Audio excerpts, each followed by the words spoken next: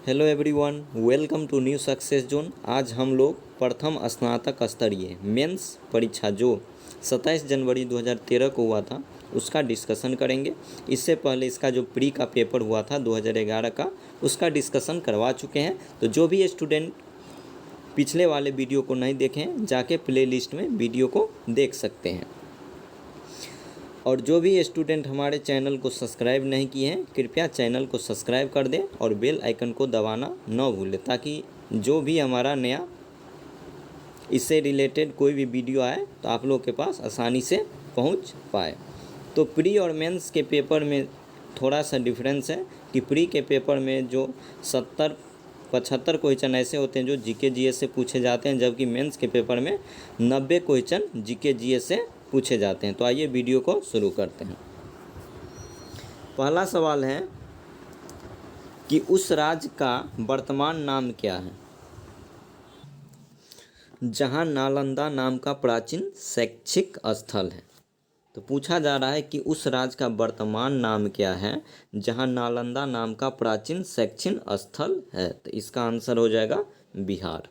अगले सवाल पे आते हैं। अगला सवाल है कि किस लेखक ने जासूसी पात्र, क्या है, जासूसी पात्र पोइरोट की रचना की थी। तो इसका रचना किया गया था क्रिस्टी के द्वारा।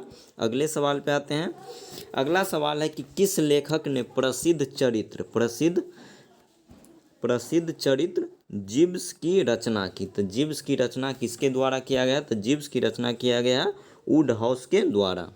अगला सवाल है कि नगर कोझिकोड कहलाता है। नगर कोझिकोड जो है यह क्या कहलाता है? तो ये कालीकट कहलाता है। और कालीकट बंदरगाह पर ही पहली बार पुर्तगाली वास्को डी गामा 1498 में पानी के मार्ग से भारत पहुंचा था। अगले सवाल पे आते हैं। चीन की संसद कहलाती है। पूछा जा रहा है कि चीन की संसद को क्या कहते हैं? तो चीन की संसद को राष्ट्रीय जन कांग्रेस कहते हैं। जबकि ये जो ए नंबर ऑप्शन में है राष्ट्रीय असेंबली, ये पाकिस्तान का है संसद। कांग्रेस जो है यूएसए की संसद को कहते हैं। जबकि ये डाइट जो है ये जापान के संसद को डाइट के नाम से जाना जाता है। अगला सवाल है कि इस वर्ष प्रथम व्यक्ति अंतरिक्ष में गया था। तो पूछा जा रहा है कि किस वर्ष प्रथम व्यक्ति अंतरिक्ष में पहुंचा था। तो इसका आंसर हो जाएगा 1961। 1961 में मेजर यूरी गागरिन जो सोवियत संघ का था, वह प्रथम बार अंतरिक्ष में गई थी और अंतरिक्ष में कुल 1 घंटा 48 मिनट समय व्यतीत किया था। अगले सवाल पे आते हैं। अगला सवाल है कि इस राष्ट्र का राष्ट्रीय प्रतीक सिंह नहीं है। पूछा जा रहा है कि कौन सा ऐसा राष्ट्र है जिसका राष्ट्रीय प्रतीक सिंह नहीं है। तो इसका आंसर हो जाएगा पाकिस्तान। पाकिस्तान का जो राष्ट्रीय प्रतीक है वह है चांद तारा। जबकि बेल्जियम, नॉर्वे और नीदरलैंड का जो प्रतीक चिन्ह है ये सिंह है। अगले सवाल पे आते हैं। एक मानचित्र में समान दाब वाली रेखाएं क्या कहलाती है। तो पूछा जा रहा है कि एक मानचित्र है, इसमें समान दाब वाली रेखाएं को क्या कहते हैं। तो इसको आइसोबार के नाम से जाना जाता है। वैसे ही हम जानते हैं कि दाब का जो मतलब एसआई यूनिट क्या होता है, तो बार होता है। तो उसी अनुसार क्या हो जाएगा इसका आंसर आइसोबार। अगले सवाल पे आते हैं। यह दिवस इक्विनॉक्स कहलाता है। तो सबसे पहले हम देखेंगे कि इक्विनॉक्स किसे कहते हैं। तो पृथ्वी पर एक ऐसी स्थिति आती है जब सूर्य की किरणें विषुवत रेखा पर पड़ती हैं और पूरे विश्व में उस दिन क्या होता है, दिन और रात की अवधि बराबर होती है। ये 2 दिन ऐसा सिचुएशन आता है। एक आता है 21 मार्च को और दूसरा आता है 22 सितंबर को। जो 21 मार्च को आता है उसको बसंत विषुव कहते हैं और जो 22 सितंबर को आता है उसको शरद विषुव के नाम से जाना जाता है। तो पूछा जा रहा है कि कौन सा दिवस इक्विनॉक्स कहलाता है। तो क्या हो जाएगा 21 मार्च एवं 22 सितंबर। 21 मार्च को क्या कहते हैं, तो ये बसंत विषुव कहते हैं और 22 सितंबर को शरद विषुव के नाम से जाना जाता है। अगला सवाल है, यह राजनीतिक विमान दुर्घटना में मारे गए थे। तो यह मारा गया था कौन? संजय गांधी मारा गया था। अगले सवाल पे आते हैं। अगला सवाल है कि यह राजनीतिक कभी दूरसंचार विभाग का कार्यवाहक मंत्री नहीं रहा। तो ये कौन थे? तो ये नारायण थे, जो कभी भी दूरसंचार विभाग का कार्यवाहक मंत्री नहीं रहा। अगले सवाल पे आते हैं। अगला सवाल पूछा है कि पुलेला गोपीचंद किस खेल से संबंधित है? तो पुलेला गोपीचंद का जो संबंध है वह बैडमिंटन के खेल से संबंधित है। अगला सवाल है, यह बुकर पुरस्कार विजेता रहे। पूछा जा रहा है कौन है जो बुकर पुरस्कार विजेता रही? तो अरुंधति राय जो है यह बुकर पुरस्कार विजेता रही है। अगला सवाल है कि इन्हें भारत रत्न से सम्मानित किया जा चुका है। तो इसमें भारत रत्न से तो लता मंगेशकर, सचिन तेंदुलकर और अटल बिहारी वाजपेयी तीनों को सम्मानित किया जा चुका है, लेकिन सबसे पहले लता मंगेशकर को जी 2000 में सम्मानित किया जा चुका है। उसके बाद सचिन तेंदुलकर को 2013 में सम्मानित किया गया है और APJ अटल बिहारी वाजपेयी को 2014 में सम्मानित किया गया है। तो इस तरीके से इसका आंसर हो जाएगा लता मंगेशकर। इसे सबसे पहले 2000 में भारत रत्न से सम्मानित किया गया था। अगला सवाल है, पंडित नेहरू इस समय तक प्रधानमंत्री रहे। पूछा जा रहा है कि जवाहरलाल नेहरू जो थे कब तक भारत के प्रधानमंत्री रहे? तो ये 1964 तक भारत के प्रधानमंत्री के पद पर आश्रित थे। भारत का राष्ट्रीय पुष्प क्या है? तो भारत का जो राष्ट्रीय पुष्प है वह क्या है? तो वह है कमल। अगला सवाल है कि भारत के राष्ट्रीय कैलेंडर का पहला मास क्या होता है? तो भारत के राष्ट्रीय कैलेंडर का जो पहला मास होता है वह क्या होता है? चैत्र होता है। जबकि अंतिम मास क्या होता है? अंतिम मास क्या होता है? फाल्गुन होता है। अंतिम मास फाल्गुन होता है। किसके अनुसार? तो शक संवत के अनुसार। अगला सवाल है कि 5 सितंबर इस कारण मनाया जाता है क्योंकि यह किनका जन्म दिवस है? तो राधा कृष्णन का जन्म दिवस है और इसी के जन्म अवसर पर भारत में शिक्षक दिवस मनाया जाता है 5 सितंबर को और पूरे विश्व में विश्व शिक्षक दिवस मनाया जाता है 5 अक्टूबर को। राधा कृष्णन जो थे भारत के प्रथम उपराष्ट्रपति और दूसरे राष्ट्रपति थे। अगला सवाल है कि राष्ट्रीय गीत इस उपन्यास से लिया गया। तो राष्ट्रीय गीत जो है आनंद मठ से लिया गया है। अगला सवाल है, इस पुस्तक पर आधारित YouTube वीडियो बहुत लोकप्रिय हुआ था। तो YouTube वीडियो जो बहुत लोकप्रिय हुआ था उसका नाम है द लास्ट लेक्चर। अगले सवाल पे आते हैं। अगला सवाल है, भारत में संघ शासित प्रदेशों की संख्या कितनी है? तो भारत में जो संघ शासित प्रदेशों की संख्या है उसकी संख्या कितनी है? तो 8 है। और भारत में जो 2 नया केंद्र शासित प्रदेश बना है जम्मू कश्मीर और लद्दाख। जम्मू कश्मीर और लद्दाख जो है कब बना है? तो ये 31 अक्टूबर 2019 को केंद्र शासित प्रदेश बना है। और दादर नागर हवेली में दमन और दीव को जो विलय कर लिया गया था वो किया गया था 26 जनवरी 2020 को। अगले सवाल पे आते हैं। मैकमोहन रेखा भारत और किस देश के बीच सीमा बनाता है? तो मैकमोहन रेखा जो है भारत और चीन के बीच सीमा बनाता है। सतपुड़ा पर्वत श्रृंखला ताप्ती और इस नदी के बीच स्थित है। तो सतपुड़ा पर्वत श्रृंखला जो है ताप्ती और नर्मदा के बीच स्थित है। अगला सवाल है कि माउंट एवरेस्ट की ऊंचाई कितनी है? तो माउंट एवरेस्ट की जो ऊंचाई है वो 8850 मीटर है। अगला सवाल है, तालचर कोयले की खान कहाँ है? तो तालचर कोयले की जो खान है यह उड़ीसा में स्थित है।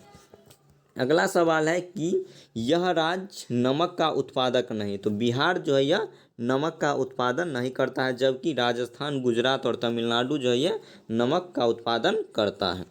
अगले सवाल पे आते हैं। निम्न व्यक्ति के समाधि स्थल को विजय घाट कहते हैं। पूछा जा रहा है किस व्यक्ति के समाधि स्थल को विजय घाट के नाम से जाना जाता है? तो लाल बहादुर शास्त्री जो है इसके समाधि स्थल को विजय घाट के नाम से जाना जाता है। अगला सवाल है, प्रथम बार जवाहरलाल नेहरू कांग्रेस पार्टी के अध्यक्ष किस वर्ष चुने गए थे? तो ये चुना गया था 1929 का जो लाहौर अधिवेशन हुआ था और उसमें पहली बार जवाहरलाल नेहरू के द्वारा कांग्रेस का अध्यक्षता किया गया था। आप लोग को कमेंट्स करके बताना है कि जवाहरलाल नेहरू अब तक कांग्रेस के कितने बार अध्यक्ष रह चुके हैं। अगले सवाल पे आते हैं कि भारत में प्रथम महिला मुख्यमंत्री कौन थी। तो भारत में जो प्रथम महिला मुख्यमंत्री थी उसका नाम था सुचिता कृपलानी और ये उत्तर प्रदेश की मुख्यमंत्री बनी थी। अगला सवाल है भारत में पहली बोलती फिल्म कौन थी। तो भारत में जो पहली बोलती फिल्म थी उसका नाम था आलम आरा। अगला सवाल है सर्वश्रेष्ठ फीचर फिल्म का राष्ट्रीय पुरस्कार प्राप्त करने वाली पहली फिल्म कौन थी। तो इसका आंसर हो जाएगा इसका आंसर हो जाएगा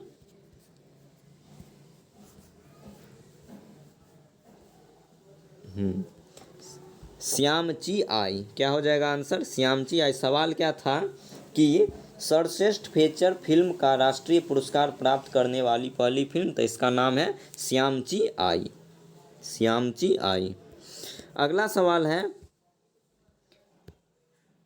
कि किस व्यक्ति ने लोकसभा चुनाव में सबसे ज़्यादा वोटों से जीतने का विश्व रिकॉर्ड कायम किया है। तो ये हो जाएगा रामविलास पासवान। किसे फ्रंटियर गांधी कहा जाता है। तो पूछा जा रहा है फ्रंटियर गांधी के नाम से किसे जाना जाता है। तो खान अब्दुल गफ्फार खान को फ्रंटियर गांधी के नाम से जाना जाता है। अगले सवाल पे आते हैं वाक्यांश जस्ट डू इट किस कंपनी से संबंधित है। तो वाक्यांश क्या है? Just do it. यह किसका संबंध किस कंपनी से? तो इसका संबंध जो है नाइक से संबंधित है।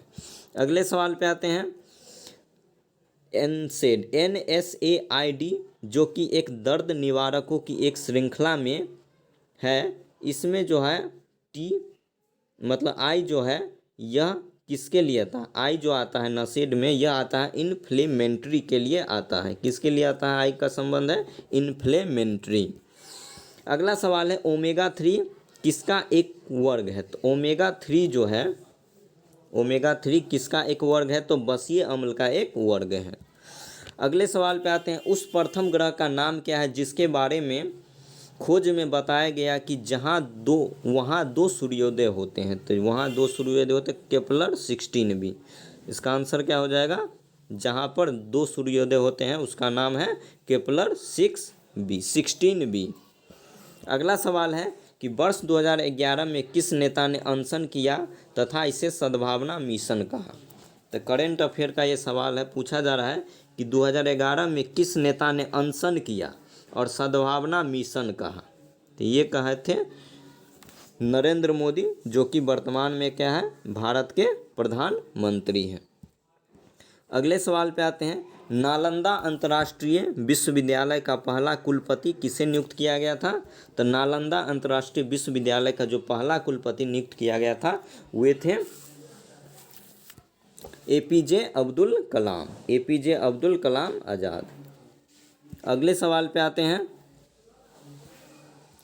वर्ष 2011 में किस भारतीय क्रिकेट के खिलाड़ी ने खेल के एक दिवसीय प्रारूप से संन्यास लिया था। तो 2011 में जिस भारतीय क्रिकेटर ने संन्यास लिया था उसका नाम है राहुल द्रविड़। अगले सवाल पे आते हैं USA में 2011 में किस अंतर्राष्ट्रीय संस्था के भूतपूर्व प्रमुख को बंदी बनाया गया था। तो इसका आंसर हो जाएगा MIF। क्या हो जाएगा? सॉरी दोस्तों, हो जाएगा IMF।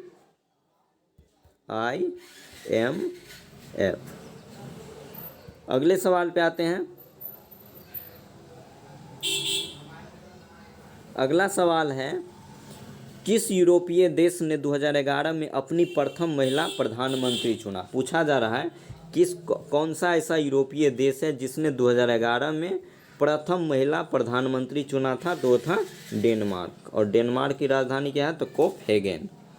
अगले सवाल पे आते हैं EMI जो कर्ज के पुनर्भुगतान से संबंधित है में ई किसके लिए आता है। तो पूछा जा रहा है कि EMI में ई का फुल फॉर्म क्या होता है। तो ई का जो फुल फॉर्म होता है इक्वेटेड। ई का फुल फॉर्म क्या होता है? इक्वेटेड। और EMI का जो पूरा नाम है E4 हो जाएगा इक्वेटेड, M4 हो जाएगा मंथली और I4 हो जाएगा इंस्टॉलमेंट। अगले सवाल पे आते हैं झांसी की रानी के तौर पर कौन प्रसिद्ध है। तो झांसी के रानी के तौर पर लक्ष्मीबाई प्रसिद्ध है और लक्ष्मीबाई को ही मणिकर्णिका के नाम से जाना जाता है। भारत की अश्वेत क्रांति के पिता कौन कहे जाते हैं? तो भारत में जो अश्वेत क्रांति के पिता जो कहे जाते हैं वर्गीज कुरियन को कहे जाते हैं।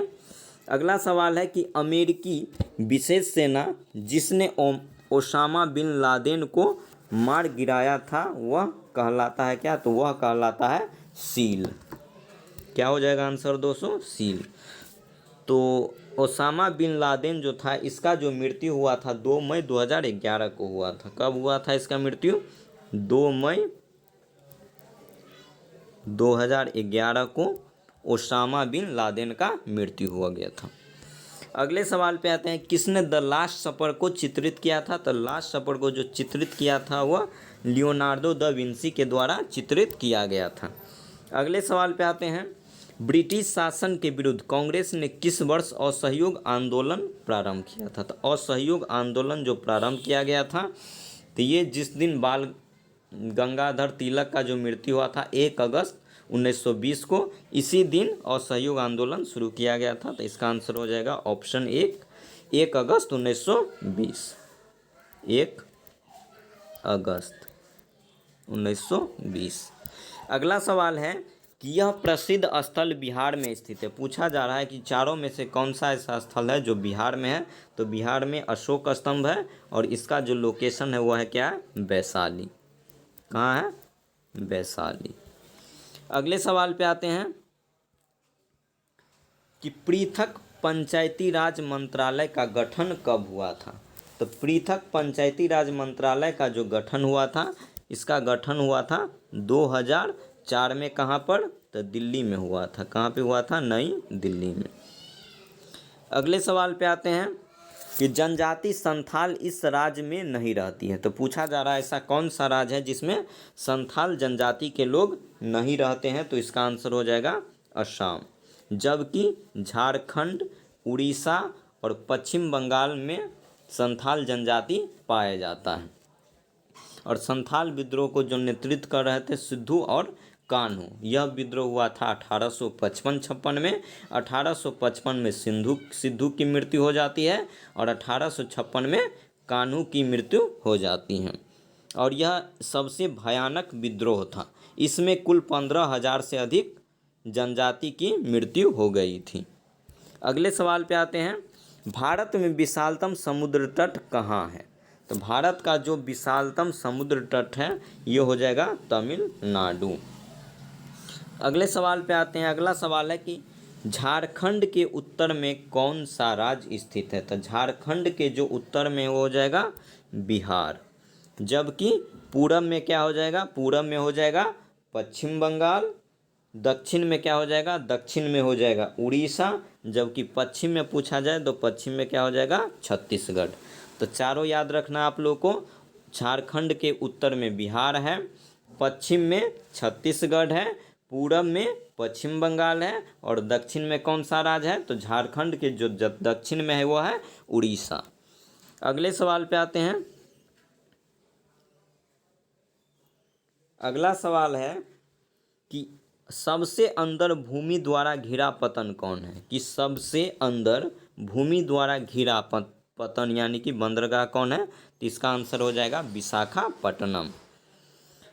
दिल्ली से कोलकाता को जोड़ने वाली राष्ट्रीय मार्ग की संख्या कितनी है? तो दिल्ली से किसको जोड़ेंगे? कोलकाता को। तो हो जाएगा नेशनल हाईवे 2 NH2। और NH2 का जो लंबाई कितना है? तो इसका लंबाई है 1465 किलोमीटर। तो NH2 किसको किसको जोड़ेगा? तो दिल्ली से कोलकाता को जोड़ेगा और इसका लंबाई है 1465 किलोमीटर। अगले सवाल पे आते हैं कि केसर का मुख्य उत्पादक राज्य कौन सा है? तो केसर का जो प्रमुख उत्पादक राज्य है वो है जम्मू और कश्मीर, जो कि क्या है? केंद्र शासित प्रदेश था, केंद्र शासित प्रदेश है। और यह केंद्र शासित प्रदेश कब बना है आप लोग को कमेंट्स में बताना है। अगले सवाल पे आते हैं कि रबी की फसल की कटाई का मौसम कौन सा है? तो रबी की फसल को हम लोग मार्च के महीने में काट लेते हैं, जबकि इस फसल का जो बुआई किया जाता है यह अक्टूबर नवंबर के महीने में किया जाता है। अगले सवाल पे आते हैं कि झारखंड में स्थित इस्पात संयंत्र कौन सा है? तो झारखंड में जो इस्पात संयंत्र है उसका नाम है टिस्को और इसका स्थापना जो हुआ था 1907 में हुआ था। यह झारखंड के कहाँ पे हुआ था? जमशेदपुर में हुआ था। अगले सवाल पे आते हैं कि नरौरा नाभिकीय शक्ति संयंत्र कहाँ है? नरौरा नाभिकीय शक्ति केंद्र कहाँ है? तो ये हो जाएगा उत्तर प्रदेश में स्थित है। अगले सवाल पे आते हैं। अगला सवाल है नदियों द्वारा मिट्टी का जमाव क्या कहलाता है? तो नदियों द्वारा जो मिट्टी का जो जमाव किया जाता है उसको कहा जाता है एलुबीएल। क्या कहा जाता है दोस्तों? एलुबीएल। इस तरीके से दोस्तों हमारा 60 क्वेश्चन का ये जीके था। अब हम लोग साइंस के पोर्शन में एंट्री करेंगे। साइंस में एंट्री करेंगे तो साइंस का पहला सवाल है कि निम्न में से कौन परमाणु संरचना के सिद्धांतों से संबंधित नहीं है? तो इसका आंसर हो जाएगा क्या? तो मैडम क्यूरी। मैडम क्यूरी जो थी यह रेडियम का खोज किया गया था इसके द्वारा, जबकि डाल्टन, बोर और रदरफोर्ड ये सब परमाणु संरचना के सिद्धांत से इसका काफ़ी अच्छा संबंध था। अगला सवाल है कि इस धातु के यौगिक कुछ शीशों तथा साबुन दोनों के घटक है। तो इसका आंसर हो जाएगा पोटेशियम। अगले सवाल पे आते हैं कि इस किस तत्व का परमाणु भार मानक के रूप में लिया जाता है? पूछा जा रहा है कौन सा ऐसा तत्व है जिसका परमाणु भार मानक के रूप में लिया जाता है? तो इसका आंसर हो जाएगा कार्बन। अगला सवाल है कि हाइड्रोजन के समस्थानिकों की संख्या, हाइड्रोजन के समस्थानिकों की संख्या कितनी है? तो इसके समस्थानिकों की संख्या 3 है। और 3 कौन कौन है? तो पहला है प्रोटियम 1H1, दूसरा होता है ड्यूटेरियम 1H2 और तीसरा होता है ट्राइट्रियम 1H3। तो ये आप लोग को याद रखना है। अगले सवाल पे आते हैं कि पिंच ब्लेड किसका अयस्क है? पूछा जा रहा है कि पिंच ब्लेड जो है यह किसका अयस्क है? तो ये यूरेनियम का अयस्क है। अगला सवाल है कि मिश्र धातु एल्युमिनियम ब्रॉन्ज में उच्चतम अनुपात में अवस्थित तत्व कौन होता है? इसमें अवस्थित तत्व जो होता है यह होता है तांबा। क्या होता है दोस्तों? तांबा। अगले सवाल पे आते हैं तो इसका आंसर क्या हो जाएगा? तांबा।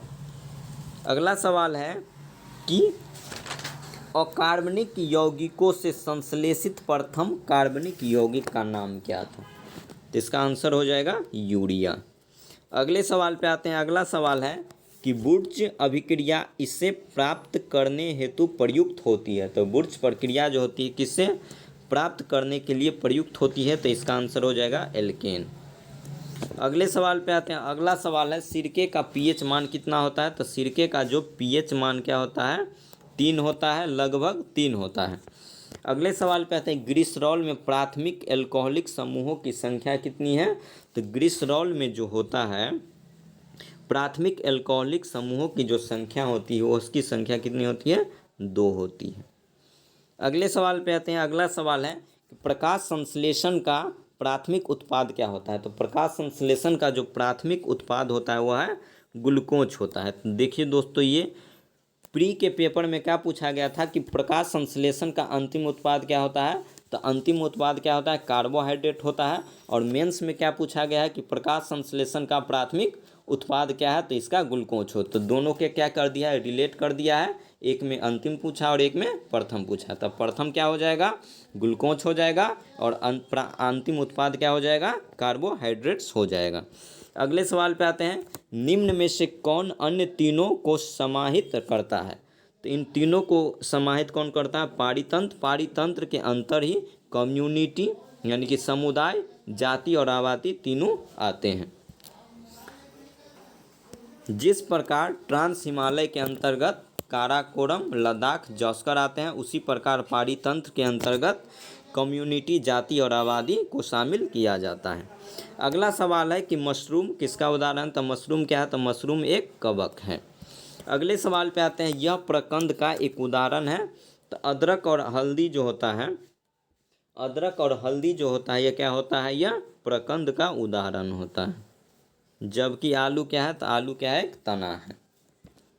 अगले सवाल पे आते हैं कि सबसे जोर से बोल सकने वाला जंतु कौन है? तो सबसे जोर से जो बोल सकने वाला जो जंतु है उसका नाम है ब्लू व्हेल यानी कि नीली व्हेल। अगले सवाल है कि प्रकाश संश्लेषण तथा शोषण का सामान्य उत्पाद क्या होता है? तो प्रकाश संश्लेषण तथा शोषण का जो सामान्य उत्पाद होता है वह होता है जल यानी कि रसायन में इसको H2O के नाम से जाना जाता है। अगले सवाल पे आते हैं कि यह अंतःस्रावी ग्रंथि का एक उदाहरण है। तो थायराइड जो है एक अंतःस्रावी ग्रंथि का उदाहरण है। कौन सा अंग पित्त का स्रवण करता है? तो पित्त का जो स्रवण करता है वह यकृत करता है, यानी कि लीवर करता है। अगले सवाल पे आते हैं कि रिकॉम्बिनेंट डीएनए टेक्नोलॉजी के विकास के बाद ही यह तकनीकी संभव हुआ है। तो इसका आंसर हो जाएगा टीकाकरण। अगले सवाल पे आते हैं। अगला सवाल है कि निम्न में कारण किस कारण विषाणु है? तो ये हो जाएगा रैबीज जो होता है। रैबीज किसके कारण होता है? तो वायरस यानी कि विषाणु के कारण होता है। अगला सवाल है कि गति के अध्ययन क्या कहलाता है? गति का जो अध्ययन होता है उसको क्या कहते हैं? तो उसको काइनेमैटिक्स के नाम से जाना जाता है। अगले सवाल पे आते हैं। अगला सवाल है क्वांटम सिद्धांत। क्वांटम सिद्धांत का सुझाव किसने दिया था? तो प्लैंक्स के द्वारा क्वांटम सिद्धांत का सुझाव दिया गया था। वह यंत्र जो अत्यधिक तापमान मेजर करता है, वैसा यंत्र जो बहुत ज़्यादा टेम्परेचर यानी कि मैक्सिमम टेम्परेचर को मेजर करता है, उसको पायरोमीटर के नाम से जाना जाता है। अगला सवाल है कि लक्स किसकी इकाई है? पूछा जा रहा है लक्स जो है, लक्स वह किसकी इकाई है? तो लक्स जो इकाई है प्रदीप्ति का इकाई होता है।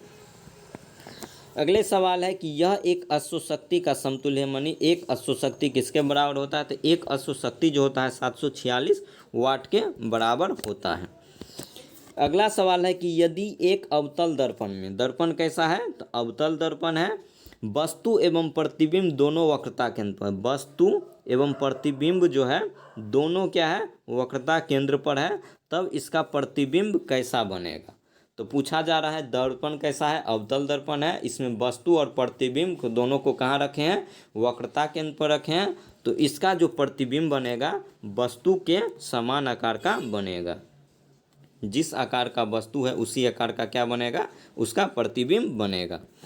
अगला सवाल है कि थर्मोडायनामिक्स यानी कि ऊष्मागति की कौन सा नियम यह कहता है कि बिना किसी बाह्य कारक की सहायता के किसी कम तापमान वाली वस्तु से किसी उच्च तापमान वाली वस्तु को ऊष्मा स्थानांतरित नहीं किया जा सकता है? तो ये हो जाएगा सेकेंड लॉ ऑफ ऊष्मागति यानी कि सेकेंड लॉ ऑफ थर्मोडायनामिक्स। तो इसका आंसर क्या हो जाएगा?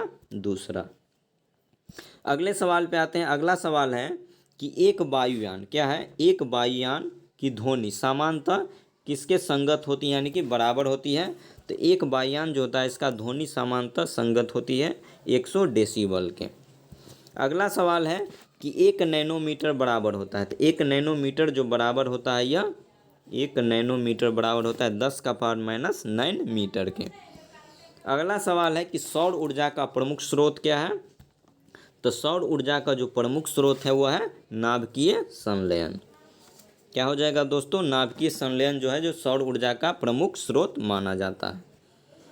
अगला सवाल है किस कोयले में कार्बन की मात्रा अधिकतम पाई जाती है? किस कोयले में कार्बन की मात्रा अधिकतम पाई जाती है? एंथ्रासाइट कोयला जो होता है सबसे उच्च किस्म का कोयला होता है। इसमें जो कार्बन की मात्रा जो होती है सर्वाधिक मात्रा में पाई जाती है। तो इस तरीके से 2013 में जो बिहार CGL का जो मेंस का पेपर हुआ था उसका डिस्कशन हम लोग कंप्लीट कर चुके हैं। धन्यवाद।